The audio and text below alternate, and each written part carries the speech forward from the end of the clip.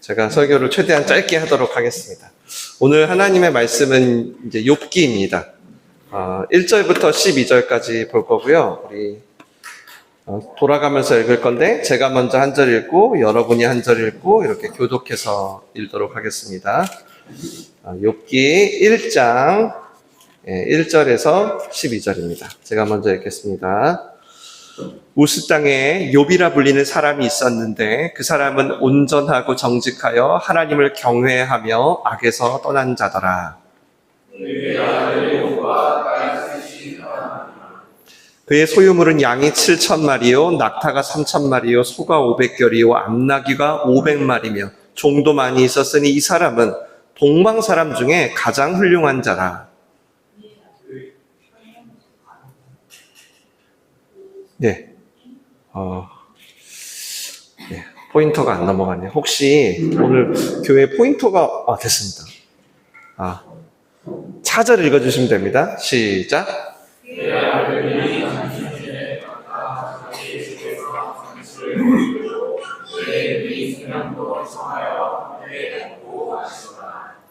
그들이 차례대로 잔치를 끝내면 욥이 그들을 불러다가 성결하게 하되 아침에 일어나서 그들의 명수대로 번제를 드렸으니 이는 욥이 말하기를 혹시 내 아들이 죄를 범하여 마음으로 하나님을 욕되게 하였을까 함이라. 욥의 행위가 항상 이러하였더라.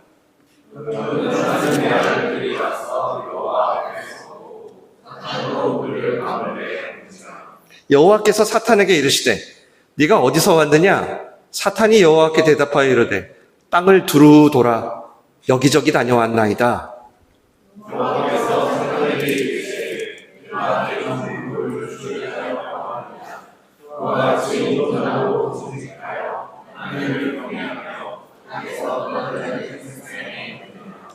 사탄이 여호와께 대답하여 이르되 욥이 어찌 까닭없이 하나님을 경외하리까?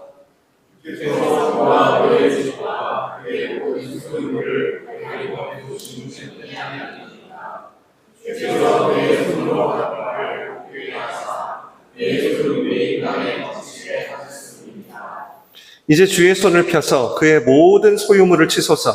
그리하시면 틀림없이 주를 향하여 욕하지 않겠나이까? 같이 읽겠습니다. 여호와께서 사탄에게 죄송합니다. 시작. 여호와께서 사탄에게 이르시되 내가 그의 소유물을 다 내 손에 맡기노라. 다만 그의 몸에는 내 손을 대지 말지니라. 사탄이 곧 여호와 앞에서 물러가니라. 아멘. 오늘 신뢰의 이유라는 제목으로 새롭게 하나님의 말씀을 나누려고 합니다. 오늘부터 가을, 겨울까지도 갈 것 같아요. 연말까지도 갈 것 같습니다. 저희가 새롭게 나누려는 말씀은 바로 욥기예요. 코이노니아에 대한 말씀 이후 특별히 주일 설교를 통해 그리고 또 목장 모임을 통해 어떻게 하나님 나라를 우리가 경험할까 생각을 많이 했습니다. 그러다가 다다른 게 바로 욥기예요. 아니 웬 욥기 그러실 수 있지만 앞으로 한번 욥기를 들어보시면서 욥기 안에 이런 일들이 있구나. 나에게 이렇게 말씀하시는구나. 경험했으면 좋겠습니다. 성경 잘 모르는 분들도 그래도 한 번쯤 들어봤다고 하더라고요. 욥기는 고난의 책이다. 위로의 책이다. 라고 많이 알려져 있죠. 그래서 저희가 크고 작은 어려운 일을 당할 때 한 번쯤은 좀 들어보시지 않나요? 욥기 한번 읽어봐. 욥기 한번 읽어봐. 이렇게. 저도 많이 들었어요. 그 얘기를. 그리고 제가 실제로 읽어보면요. 정말 진짜 좀 위로가 되는 것 같아요. 근데 또 이게 이런 면도 있죠. 자칫 잘못 읽으면 오히려 혼란스럽게 되는 경우도 많더라고요. 그래서 제가 가급적이면 오해는 좀 풀어드리고 또 예수님이 또 말씀을 풀어주심을 기대하면서 함께 2024년도 우리 마지막 계절들을 묵상해 갔으면 좋겠습니다. 욥기는 여러분 누가 기록했는지는 알 수 없어요. 근데 노아와의 홍수가 일어나고 모세가 출애굽을 하기 그 사이에 있었던 것으로 여겨져요. 왜냐하면 욥기에는 이스라엘이라는 얘기가 한 번도 안 나오고요. 출애굽 얘기도 없어요. 욥이요, 제사장도 아닌데 스스로 막 제사장 역할도 해요. 그리고 욥의 나이가 엄청 수명이 긴 걸 봐서는 아마도 이 시기에 쓰여진 것 같아요. 일반적으로 여러분 욥기는 도대체 왜 크리스찬이 고난을 당하는 거야? 네, 라는 질문을 다루는 것 같지만 실제로 욥기의 주제는 고난이 아니라 바로 하나님을 왜 믿어야 하냐입니다. 즉 하나님을 믿는 궁극적인 이유를 고난을 통해서 알려주는 거예요. 제가 요즘에 이제 욥기를 준비하면서 책들을 보다가 먼저 이제 이분은 누구냐면 헤럴드 쿠시너라는 유대의 랍비예요. 이분에게 1960년도에 어떤 일이 일어난 거예요. 어떤 일이냐면 이제 아들이 태어났어요. 이름은 아론인데, 근데 아론이 태어나고 약 한 8개월이 됐나요? 근데 이 아이의 체중이 늘어나질 않는 거예요. 이상하다 하면서 한 1년 됐을까요? 몸에 있는 털이 다 빠져버리는 겁니다. 그리고 그때서야 소아과 전문의가 이제 조로증이라고 하네요. 조로증. 그러니까 뭐죠? 그러니까 노화가 조기에 일어나는 거예요. 그러니까 그런 희귀병이라는 거죠. 그리고 의사는 게다가 더 충격적인 얘기를 하는데 이제 이 아론이 약 한 10살이 되면 10대 초반이 되면 수명이 다할 거라는 것입니다. 정말 쿠시너는 극심한 충격에 빠졌어요. 그리고 이런 글을 썼는데 제가 한번 읽어드릴게요. 그날 나는 가슴 깊이 아프도록 불공평하다는 생각이 들었다. 도대체 말이 안 되는 것이다. 나는 좋은 사람이었다. 나는 하나님 앞에서 옳은 일만 하려고 했다. 하나님의 방법과 그 뜻을 따르고 믿었다. 그렇게 살았다. 만약 하나님이 계시다면 정말 최소한이라도 공평하시다면 어떻게 이러실 수 있는가? 만약 내가 모르는 죄를 범한 게 있다. 그래서 이런 벌을 받을 만하다고 나 자신을 설득할 수 있다 해도 어떻게 우리 아들 아론이 이런 고통을 받아야 하는가? 그 이유는 무엇인가? 그는 순진하고 활발한 소년이었다. 왜 그 아이가 매일 육체적이고 심리적인 고통을 받아야 하는가? 이건 도대체 말이 안 된다. 결국 아들 아론은 의사의 진단대로 약 한 14세가 되던 1977년 노인의 모습으로 세상을 떠납니다. 그리고 쿠시너가 4년 후에 책을 썼는데 그 책이 세계적으로 널리 알려진 왜 착한 사람에게 나쁜 일이 일어날까예요. 우리나라는 별 인기가 없었는지 금방 이제 절판이 되었더라고요. 그러다가 후에 다른 제목으로 한 번 더 나왔는데 이것도 절판이 됐어요. 착한 당신이 운명을 이기는 힘이라는 책이죠. 그리고 쿠시너가 이 책에서 근거로 삼은 것이 바로 오늘 우리가 읽은 욥기입니다. 여러분, 욥은 한마디로 완벽한 사람이었어요. 욥기가 무려 42장으로 쓰여져 있는데 그 첫 절이 이렇게 소개해요. 시작. 우스 땅에 욥이라 불리는 사람이 있었는데 그 사람은 온전하고 정직하여 하나님을 경외하며 악에서 떠난 자더라. 게다가 8절에는 이제 하나님이 직접 사탄에게 욥을 소개하시거든요. 이것도 읽을게요. 시작. 제가 내 종 욥을 주의하여 보았느냐? 그와 같이 온전하고 정직하여 하나님을 경외하며 악에서 떠난 자는 세상에 없느니라. 한마디로 뭐죠? 욥은 인간 중에서 정말 완벽한 영성을 가진 자였어요. 그리고 그 외적인 삶도 오늘 나와 있는데요. 아들이 7이고요. 딸이 3. 양이 7천, 낙타 3천. 그냥 숫자 자체로도 엄청나지만 성경에서 이렇게 계속 셋, 7, 셋, 7 이거 쓰는 건 이유가 뭐냐면 완전을 의미하기 때문이에요. 한마디로 성경이 묘사하는 욥은 성품 영성만 완벽한 게 아니라 완벽한 가정의 최고의 부자였어요. 그래서 아까 본문에도 뭐라 그래요? 동방에서 으뜸 부자래요. 얼마나 돈이 많은 거야. 부러우면 지는 건데. 여러분 안 부러우신가 보네요. 저는 굉장히 부럽습니다.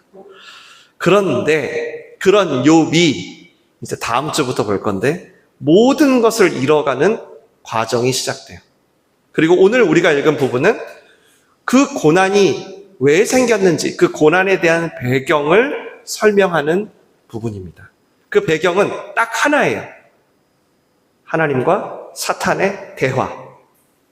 혹시나 여러분 하나님이 지금 사단하고 같은 테이블에서 회의한다고 하나님이 사단을 좋아했다거나 용납했다고 생각하시면 안 되겠죠? 네, 절대 아닙니다. 이 장면은 사탄도 하나님의 다스림 안에 있다는 걸 보여주는 거예요. 네. 욥을 하나님이 막 극찬하니까 이 사단은 이름 사탄이란 뜻이 뭐냐면 고소하는 자라는 뜻이거든요. 사탄, 흠잡는 자라는 뜻이에요. 그러니까 자기 이름에 맞게 아주 성실하게 자기 일을 한 거죠. 하나님이 너무 막 극찬하니까 이제 고소를 해버린 거예요. 그래서 하나님께 뭐라고 고소를 하냐면 9절부터 보시면 같이 읽겠습니다. 시작. 사탄이 여호와께 대답하여 이르되 욥이 어찌 까닭없이 하나님을 경외하리까? 주께서 그와 그의 집과 그의 모든 소유물을 울타리로 두르심 때문이 아니니까. 주께서 그의 손으로 하는 바를 복되게 하사 그의 소유물이 땅에 넘치게 하셨음이니이다. 이제 주의 손을 펴서 그의 모든 소유물을 치소서. 그리하시면 틀림없이 주를 향하여 욕하지 않겠나이까. 지금 사단이 펴는 논리가 뭔지 아시겠죠? 어렵지 않죠? 네. 하나님, 욥 믿음 짱, 인정. 믿음 짱이에요. 저도 인정해요. 근데 혹시 하나님 그거 아세요? 욥이요, 하나님 믿는 이유가요, 따로 있었던 거 아세요? 하나님이 욥을 부자로 만들어 주셔서 풍족한 가정을 주셔서 그래서 욥이 이 믿음 좋은 사람이 된 거예요. 하나님이 다 주셨으니까.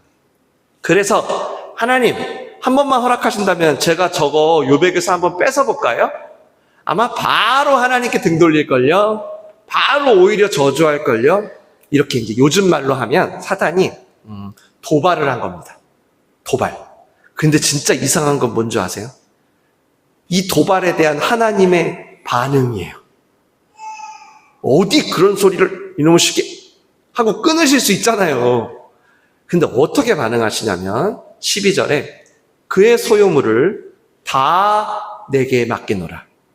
그런데 다만 그의 몸에는 손대지 마. 이렇게 어떤 조건부지만 그 소유물의 처분 권한을, 그 통장의 잔고에 대한 처분 권한을 사탄에게 줍니다. 하나님이 그러니까 사탄의 시도를 일정 부분 승인해 준 거예요. 대체 왜? 이게 오늘 저희가 들어야 될 설교의 주제예요. 도대체 하나님 왜 사탄의 제안을 승인하셨어? 일단 분명히 알 수 있는 건 뭐예요? 하나님이 사단의 논리 중에 적어도 일부는 인정했다는 거예요. 이것도 오해하시면 안 되겠죠? 절대 무슨 하나님이 욥의 소유가 다 뺏기면 믿음을 포기할 거라는 사단의 주장에 동의하신 게 절대 아니에요. 그건 아닌데 다만 하나님과 사단 사이에 동의하는 부분이 있는 거예요. 뭐죠? 바로 하나님이 부자로 만들어줬기 때문에 하나님을 믿는다면 그 믿음은 불완전한 거야 라는 거예요. 그 부분에 대해서 사단이 지적했잖아요. 그걸 일부 동의하신 거예요. 욥의 믿음이 훌륭한 건 맞아. 근데 만약 정말 하나님이 부자 되게 한 것 때문에 하나님을 믿고 이제 그 부자가 안 되면 믿지 않는다면 욥의 믿음은 불완전하다는 걸 하나님도 동의하시기 때문에 이렇게 반응한 거예요. 이번 욥기 시리즈를 준비하면서 제가 여러 책을 보고 있어요. 근데 그 중에 욥기 십자가의 지혜라는 책이 있어요. 근데 너무 두꺼워서 제가 선물로 드릴까 하다가 안 샀는데 영국의 한 신학자가 썼는데 굉장히 다방면에서 이 책을 인정하더라고요. 그래서 저도 이걸 보게 됐어요. 왜냐하면 제가 3개월 동안 여러분에게 욥기를 설교해야 되니까 도대체 왜 이렇게 학자들이 이 책을 이렇게 동의하지? 뭘 동의하는 거야? 라고 봤더니 지금 저희가 읽었던 사탄이 얘기하고 하나님이 일부 동의하신 이 논리 있잖아요. 이 논리가 지금 이 시대의 교회와 크리스찬이 직면한 아주 큰 위험에 관한 이야기라는 거예요. 그리고 그 위험은 뭐냐면 교회 안에 사입이 즉 가짜 복음이 있대요. 그리고 그 가짜 복음을 두 가지 용어로 설명했는데 이 학자가 하나는 번영 복음이라는 용어를 썼고요. 하나는 치유 복음이라는 용어를 썼어요. 간단하게 말씀드릴게요. 정말 간단하게. 번영 복음은 청소년들도 다 알 수 있어. 간단해. 뭐냐면 나 지금 가난해. 근데 하나님께 나오면 부자 되게 해준다는 거예요. 간단하죠? 이것도 또 아예 틀린 말은 아니잖아요. 예. 어차피 하나님은 부동산 왕이시고 물질의 주권이 다 하나님께 있으니까. 근데 우리가 번영 복음이라고 부를 때는 뭐냐면 단지 하나님을 믿는 이유가 날 부자로 만들어주기 때문에 그 이유로 믿는다면 번영 복음이라는 거예요. 제가 지금 벌써 사역자로 10년이 넘었어요. 그리고 크리스찬으로 산 지는 30년이 넘었고 제가 세계의 여러 곳들을 선교지로도 다녀봤잖아요. 느끼는 게 뭔지 아세요? 대부분 가난한 사회에서는 이 번영 복음이 먹힙니다. 너무 쉽게 먹혀요. 하나님이 부자 만들어준대. 그러면 사람들이 이미 교회 문 앞에 와서 기다려요. 너무 신기하게. 네, 그러니까 어떤 이들을 교회로 인도하는 도구가 되는 것은 분명한 거죠. 네, 근데 문제가 생겨요. 좀 있으면 뭐죠? 조금만 안정되잖아요. 그러면 그새 이제 이 번영 복음이 먹히질 않아요. 네. 그래서 실제로 그 일본이라는 나라가 선교가 안 되는 이유를 이거라고 많은 학자들이 얘기하잖아요. 아니 가난한 나라에 가면 그래도 뭔가 좀 나눠주면서 선교할 수 있는데 이 일본은 우리보다 부유하니까 이게 도대체가 접점을 찾기 어렵다는 거죠. 그래서 여러분 이 번영 복음이 더 이상 먹히지가 않으면 이게 이제 모양을 바꾼대요. 모습을 바꿔요. 그게 바로 치유 복음이래요. 치유 복음은 이제 내가 어느 정도 가졌어. 삼시세끼 먹을 만해. 그러니까 이제 뭐예요? 이제 좀 만족이 없는 거예요. 뭔가 허전해. 인생이 공허하고 우울하고. 그때 이 치유 복음이 싹 들어온대. 네가 하나님께 나오면 교회 다니면 평안해. 너의 갈급함과 허전함을 채워주셔. 네. 번영 복음은 부자 되게 해줄게. 치유 복음은 행복하게 해줄게. 이렇게 된다는 거예요. 물론 하나님은 우리의 이런 갈급함과 허전함을 채우실 수 있는 분입니다. 근데 어떨 때가 치유 복음이냐면 단지 그 이유 때문에 믿을 때. 그래서 교회를 나왔는데 재미가 없어. 여전히 허전해. 여전히 우울해. 그럼 하나님 필요 없네. 믿을 필요 없네. 이렇게 될 때 이제 이거를 치유 복음이라고 한대요. 오늘 온 가족 예배니까 엄마 아빠가 보통 자녀들이 어릴 때는 어떻게 하죠? 모든 것을 공급해 주죠. 근데 가만 생각해 보면 여러분 그게 부모 자녀 사이에서 어떻게 보면 굉장히 중요한 요소이긴 한데 부모가 자녀를 그렇게 공급해 주지 못해도 부모잖아요. 반대로 자녀가 부모를 충분히 부양을 못해. 그래도 자녀잖아요. 근데 이 번영 복음과 치유 복음은 뭐냐면 단지 그 조건을 근거로만 믿는 거예요. 그리고 오늘 이 욥기에서 사탄은 바로 이 부분을 파고들었다는 거예요. 그래서 이분이 책에 이렇게 썼어요. 욥기는 번영을 쫓는 사이비 복음과 좋은 느낌적인 느낌을 쫓는 사이비 복음을 거룩한 방식으로 파헤친다. 그러니까 사단이 계속 파고들고 있다는 거예요. 하나님, 욥 믿음 좋은 거 인정. 근데 그거 아세요, 하나님? 하나님이 해주는 게 많으니까 저렇게 칭찬받을 만큼 저렇게 믿음이 좋은 거예요. 그리고 욥이 저 정도면 하나님, 세상 모든 사람들 다 마찬가지예요. 하나님 착각하지 마세요. 지금 저 인간들 지금 하나님이 좋아서 예배드리고 있는 줄 아세요? 하나님이 좋아서 찬양하고 봉사하는 줄 아세요? 아이고 순진하셔 우리 주님. 아이고 다 지가 잘 되고 싶으니까 저러는 거예요. 자기 허전하니까 찾는 거예요. 굉장히 교묘하죠. 그리고 바로 이 지점 때문에 오늘 하나님이 욥의 시험을 허락합니다. 왠지 아세요? 하나님은 중심을 다 보잖아요. 그러니까 다 아시는 거예요. 욥이 그것 때문에 하나님을 믿는 게 아니라는 걸. 근데 하나님은 도리어 이 시험을 통해서 뭔가 증명을 보이실 필요가 있는 거죠. 왜? 사단이 이 부분을 건드렸으니까. 파고들었으니까. 하나님, 욥도 조건부 믿음이고 그 정도면 세상 모든 인간들 다 그 정도 수준인 거 아시죠? 이거를 하나님은 인정할 수가 없었던 거예요. 그래서 하나님이 친히 증명하고 싶으셨던 거예요. 가진 걸 다 빼앗겨도 아무 조건 없이 하나님을 경외할 수 있는 그런 사람도 있어. 아무 조건 없이 하나님을 사랑하고 신뢰할 수 있는 그런 믿음도 있어. 사탄에게 또 저와 여러분을 포함한 세상 모든 크리스찬들에게 하나님은 증명하셔야 됐던 거예요. 그래서 사단의 시도를 허락하신 거예요. 하나님은 사실 다 알아요. 그러니까 하나님도 얼마나 힘들었겠어요. 앞으로 욥이 감당할 고통들을 아니까. 그 과정이 어떤지 아니까. 그러니까 거꾸로 생각해 보면 어때요? 그걸 알면서도 승인할 수밖에 없었던 건 뭐죠? 하나님께는 누군가는 이 시험을 통과해야만 이제 이 세상에 믿음이라는 게 무엇인지를 증명할 수 있는 거예요. 온 세상에. 만약 욥이 지금 시련을 감당 안 해. 그럼 어떻게 될까요? 사단이 가만히 있어요? 계속 이 부분으로 사람들을 건들겠죠. 유혹하겠죠. 만약에 성경에 여러분 욥기서라는 책이 지금 없다고 봐요. 그럼 어떨 것 같아요? 계속 야 너희 믿음 다 조건적이야. 돈 주고 평화 주고 뭔가 니들이 누리는 게 있으니까 그런 거 없으면 믿겠어? 이렇게 얼마나 여러분 이 세상의 믿음이라는 건 야 얘들아 다 어차피 그렇게 거래적이고 조건적일 수밖에 없어. 이렇게 주장하고 다닐 거예요. 땅을 두루 다니면서. 근데 하나님은 그 사단의 논리가 허구라는 것을 적어도 하나님의 마음에 합한 당시 시대에 합한 한 사람을 통해 증명하려고 하는 거예요. 그래서 욥이 선택된 거죠. 그러니까 여러분 우리가 너무 욥기 이런 책 보면서 우리의 고난을 너무 욥의 고난과 일치시킬 수는 없어요. 사실 지금 욥은요 특별한 상황 속에서 믿음이라는 걸 나타내기 위해 고난을 감당해야 됐어요. 고난받을 이유 하나도 없잖아요.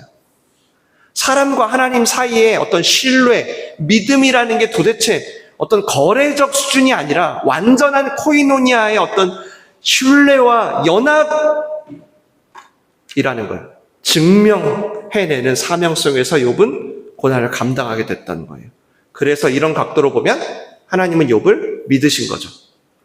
비록 욥이 이제부터 만만치 않은 일들을 감당해야 하지만 그 고난 속에서 얼마나 아파하고 슬퍼할지 아시지만 욥이 그런 어떤 조건적이고 거래적인 관계를 넘어서는 믿음이 진짜 존재한다는 사실을 온 인류에게 증명할 수 있는 그것을 믿으셨기에 허락하신 거예요. 그리고 그렇게 지금 여기 이 자리에 있는 저와 여러분의 수많은 고난, 수많은 시련들, 물론 우리는 그 이유를 다 몰라요.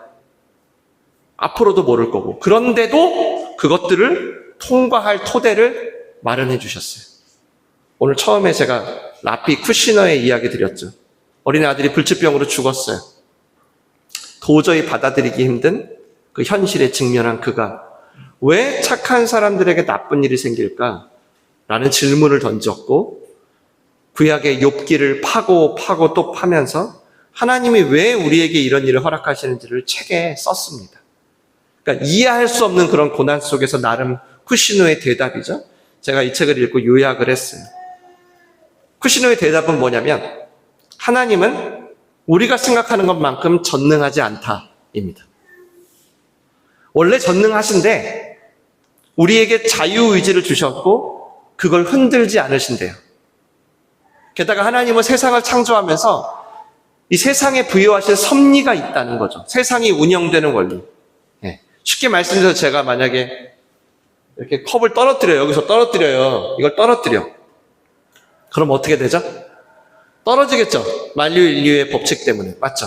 제가 아무리 기도를 하고 막 밤새 금식을 해. 막 기도를 해. 그래도 웬만하면 하나님이 공중부양 시켜요? 안 시켜요? 안 시켜요. 전능하시지만 안 시킨다고요. 즉 하나님이 전능하신데 우리에게 자유의지를 주셨고 또 우주가 유지되는 질서를 부여하셨기 때문에 그 과정에서 뭐죠? 스스로 자신의 전능을 일부 제한했다는 거예요. 자신의 전능으로 전능을 제한했다. 스스로 한계를 가진 존재로. 훗날 예수님을 통해서 그 모습은 더욱 드러나죠. 그래서 그는 하나님은 모든 고난에 책임이 없다라고 말하더라고요. 때로는 자연의 원리 때문에 재해가 있고, 때로는 인간의 악한 선택들로 인해 갖가지 고난이 있기도 하고, 근데 하나님은 그걸 모두 막을 만큼의 전능함을 스스로 포기했대요. 이게 이 아들을 잃은 사람의 결론이에요. 그리고 이렇게 말해요. 하나님은 재앙을 막을 수 있을지는 모르지만 우리에게 재앙을 극복할 수 있는 힘과 인내심을 주신다.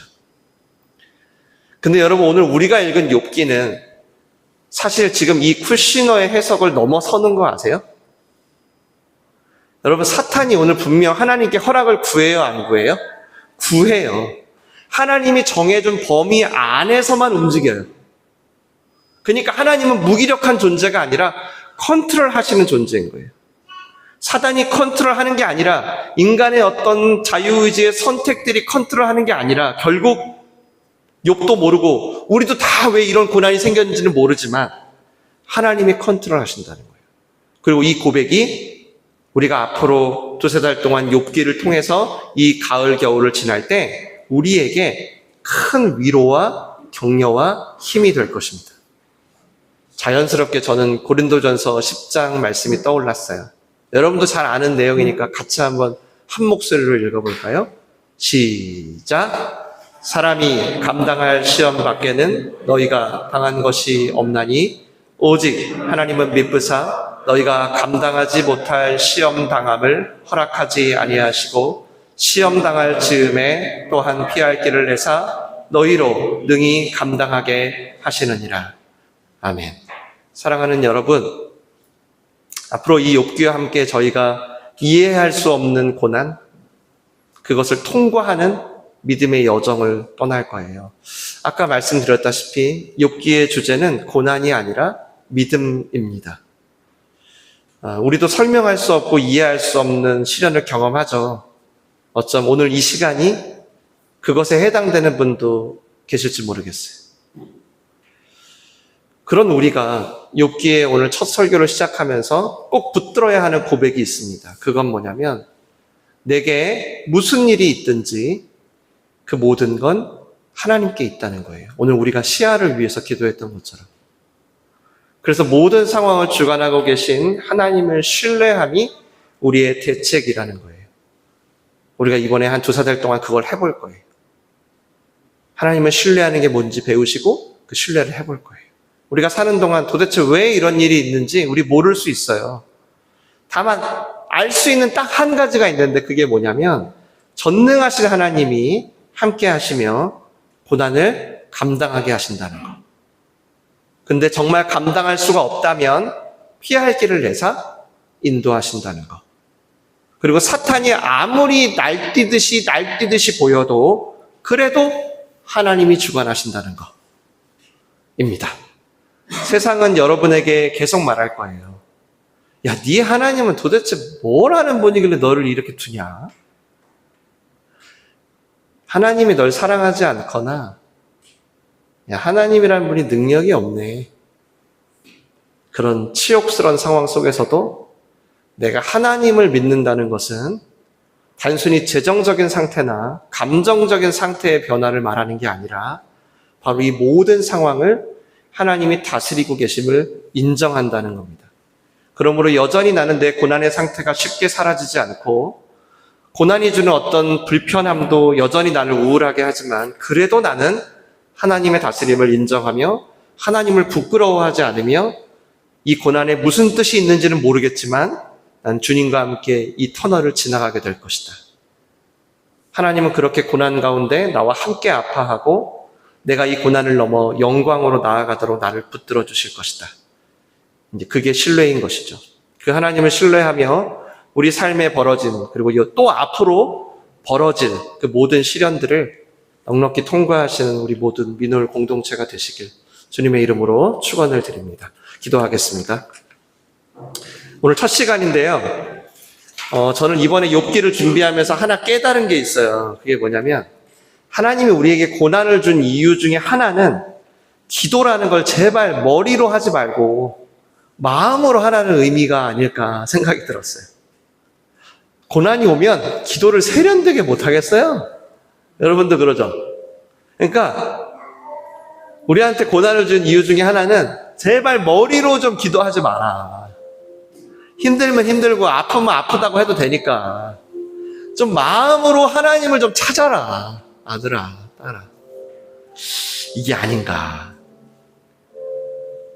그래서 제가 여러분께 권면을 드립니다. 한마디를 해도 한번 진심으로 하나님을 찾아보세요.